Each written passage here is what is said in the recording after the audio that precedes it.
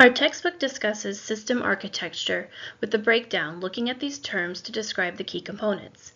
As stated, architecture is a design process that determines the structure, organization, and integration of key components. Designing an appropriate systems architecture requires a detailed understanding of many technology-related topics. We will expand on the key components of the systems architecture as we proceed through the course. Sometimes the term infrastructure is used in place of systems architecture.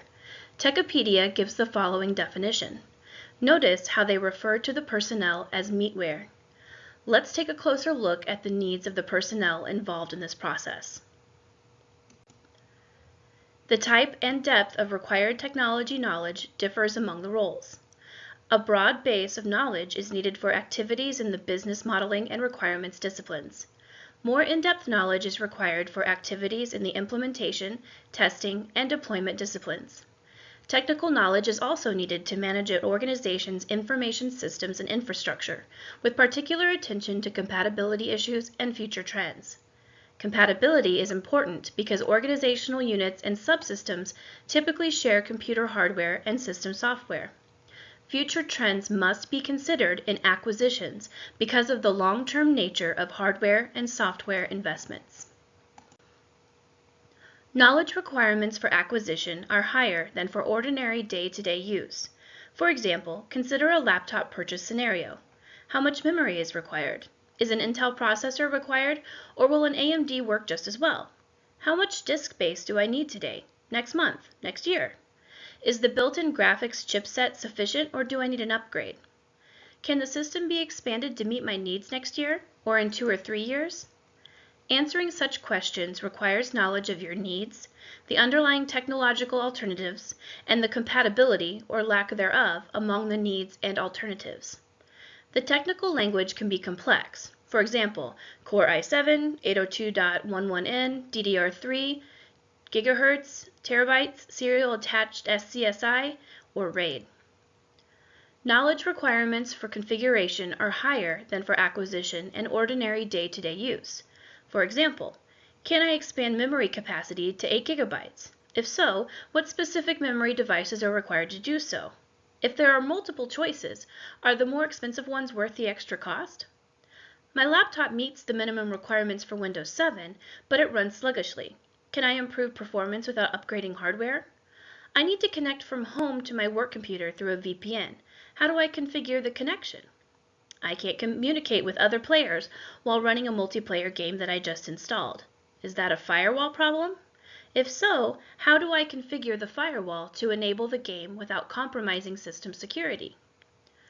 Other technical requirements: system evaluation and maintenance. Examples include upgrading capacity, adding or modifying functions, and porting existing systems to new operational environments. Requires broad technical knowledge for planning and evaluation, and deep technical knowledge to implement changes. Managing computing resources, for example, CIO, requires broad technical knowledge sufficient to understand and evaluate technology alternatives. It requires the ability to interact with technical specialists and to speak and understand their language. We must keep up with the technology changes in order to stay current and support the needs. But what can we do in order to keep up with technology evolution? We can gain knowledge through courses such as this one. But how will you keep up with those changes in technology? We can gain knowledge through a variety of information sources, such as professional societies, publishers, and their websites, as well as the vendors, manufacturers, and their websites. Here's a list of some professional societies. There are limitations of professional society publications. For example, some may have a strong academic and research and development emphasis that tends to look at the future rather than the present and targets readers who possess advanced specialized degrees. Some may have little or no focus on specific products and technology suites that professionals might purchase or adopt.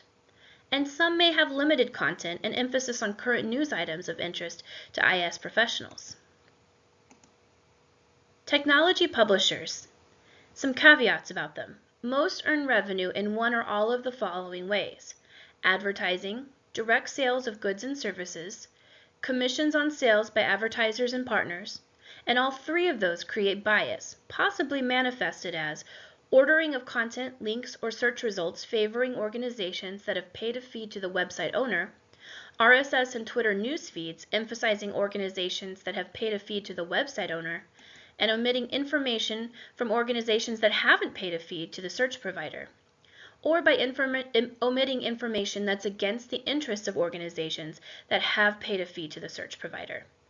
Balance source types to provide a complete picture. Vendors and manufacturers contain detailed product info and sometimes useful or detailed information on underlying technology. We need to keep in mind that they're in business to sell you goods and services, not unbiased information. You need to be aware of linked reviews, typically biased, and white papers that may have biased content masquerading as unbiased information or research. We have discussed what systems architecture is, why you need to understand computer technology to develop and manage information systems, and how to keep this knowledge current. With rapid changes in hardware and software technologies, technical knowledge must be updated constantly. IS professionals must engage in continuing education and study to keep pace with these changes. Information on computer hardware and software is readily available on the web, including sites maintained by publishers, vendors, manufacturers, and professional organizations. You can find a wealth of information, but be cautious because it might be biased or incomplete.